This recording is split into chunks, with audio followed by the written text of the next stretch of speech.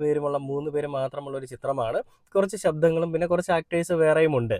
അപ്പോൾ അതിനിടയിൽ അതിൻ്റെ ഒരു ക്ലിപ്പ് ഉണ്ടെങ്കിൽ ഈ വേദിയിലൊന്ന് പ്ലേ ചെയ്യാനെന്നാണ് മമ്മൂക്ക പറയുന്നത്. അങ്ങനെ ഉണ്ടെങ്കിൽ ഇതെന്തിനു വേണ്ടിയിട്ടാണ് എനിക്ക് ഈ അവാർഡ് തന്നതെന്നുള്ളത് മറ്റുള്ളവർക്ക് മനസ്സിലാവുമെന്നാണ് മമ്മൂക്ക പറയുന്നത്. എല്ലാം പറയുന്നതെല്ലാം നർമ്മകരമായിട്ടുള്ള രീതിയിലാണ് കേട്ടോ.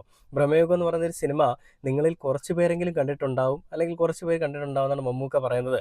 എന്നാൽ ആ സിനിമ ലോകം മുഴുവനും അറിയപ്പെട്ടൊരു സിനിമയാണ്. അമേരിക്കയിൽ ഓസ്കാർ അക്കാദമിയിൽ പ്രദർശിപ്പിച്ച ഏക സിനിമ.